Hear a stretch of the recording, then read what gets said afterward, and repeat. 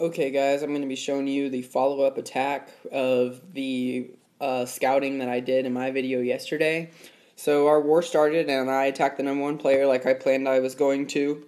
And I'm going to take you through what I did and why it worked. So you'll see in the beginning of this raid I get all of the free picks that I was talking to you guys about yesterday right at the beginning.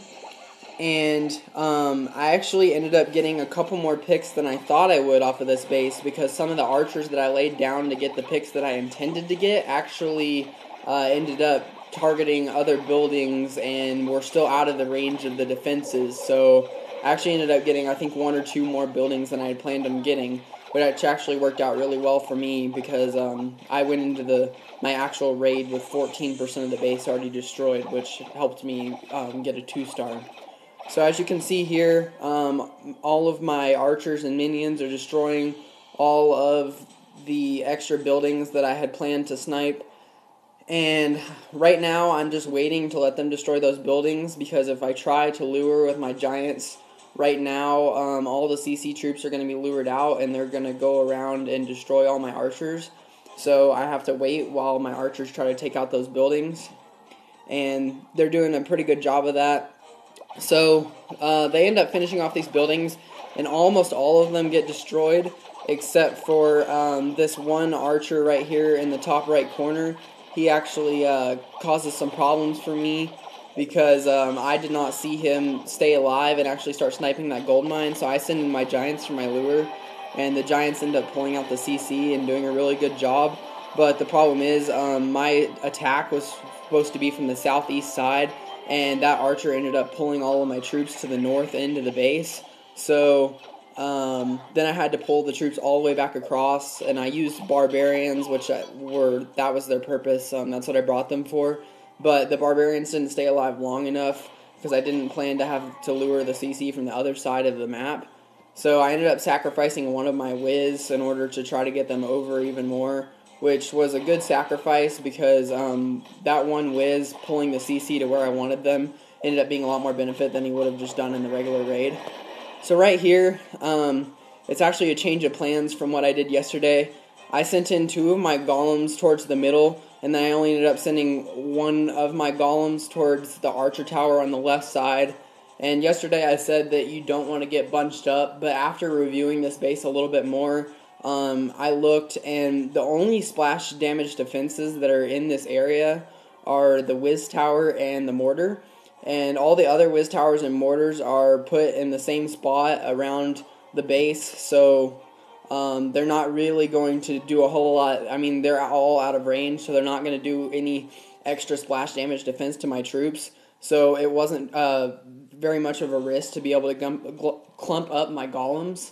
And by clumping up my golems, I was able to use 1 jump spell and ensure that at least 2 out of 3 of my golems got into the middle square, which was my goal for the raid, so that it would go smoothly and I'd be able to get the town hall. So as the raid goes on here, I drop whiz behind my golems to clear out those CC troops. They clear them out perfectly. There's still a witch alive, but she gets run over pretty quickly by my whiz. Here's the important thing that I don't see a lot of people do in their raids. When raiding a Town Hall 10, it's very important when using Go Wee Wee or Go Wipe that you drop that initial rage to get your troops moving into the base. A lot of times I see people trying to hold their rages for so long until they get into the center area of the base, but using that rage to get your troops going and moving them into the base is just as important as using another rage in the center of the base, because if you don't rage them to get them moving more quickly, then they end up getting stuck on the outside and a lot of your troops get killed before they can even get into the center, which is not what you want. So I dropped that rage, I dropped my jump spell right here. The jump spell works pretty well. It ends up getting through this wall of the center square that all my troops are about to move through, and then it still ends up connecting into the actual center square where the town hall is, so they're able to jump from there to there. And my wall breakers do some damage. They open up that wall as well, and my golems start moving around just like I want them to. And then I bring in the house, I bring my P.E.K.K.A.s, my heroes, and then I start laying freeze spells And this free spell is important. One thing a lot of Town Hall 10s don't do when I watch them attack. In this free spell, I managed to freeze both Expos and the Inferno. Some people don't realize that, you don't have to lay the freeze smack in the middle of the Inferno for it to work. As long as you catch the Inferno somewhere in that radius of the freeze spell, it's still going to do the same. So you want to try to freeze as many buildings in that same freeze spell as you can. And at this point in the replay, I've still got plenty of whiz left. There's a big bomb, but it's only over my P.E.K.K.A.s and my heroes, so it's not going to be taking out any whiz or any smaller troops. And so we keep moving here. My golems jump into the center, my kings into the center, my whiz are moving behind them. I'm going to end up freezing up more buildings here. And in this freeze, again, I caught multiple buildings. I caught not just the Inferno, but the opposing queen, the Expo, and the Archer Tower. And so now all the defenses that my units have to fight are just the 2 Teslas. And that one Expo, and that's not really going to stop maxed golems or my heroes or the enraged whiz. So I'm pretty easily going to clean up the town hall here, and it's just a matter of picking up 50% after that. And I still have a couple P.E.K.K.A.s up. They're doing good damage. My queen is still at full health. Have enraged whiz running around. Still have a golem up. Hasn't even turned into golemites yet. Get the 50% rather easily, and it went pretty smoothly. Still have the Queen's Cloak, use it right there, but not going to be enough to do anything crazy impactful. But one thing that I was talking to some of the people in the chat about, that some of you guys may have been there and some of you guys weren't, that 14%, if you take away 14% from this 61% raid, that's a 1-star.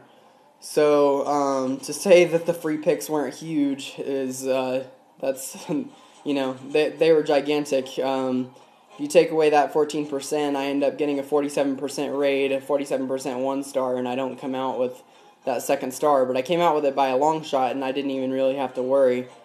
Another thing that I want to address, which I'm going to go back to and fast forward, is when you're raiding in war, it's good not to panic. I used to be pretty bad about panicking when I raided in war, so I'll show you right here. But what I talked to you about earlier about that change of plans, where the the CC troops unexpectedly went to the top of this base. When I was a beginning Town Hall 10 and didn't know how to raid yet, I'm pulling them down right there, but they had went to the top. I would have ended up panicking and probably losing that raid. I would have just started dispersing my troops everywhere and trying to get that town hall down, even though I didn't have the CC troops where I wanted them, because that's just, you lose your composure and you start thinking irrationally. So that's one thing that you definitely have to be able to do in a war raid, is even if something doesn't go as planned, just calm yourself down, because, I ended up running kind of short on time, but I still got the town hall down with, 25, 30 seconds to spare, and was still able to pick up the 2-star just because I didn't panic, and I kept my composure, and I still went through with the process just like I would have. So that's about it for that raid. That was my walkthrough, but I'm going to be releasing a couple more videos for Town Hall 9s, and then if I happen to do like a cleanup raid this war, or I raid the other Town Hall 10, then I'll release a video on that too. But if you have any questions, ask me, and thanks guys.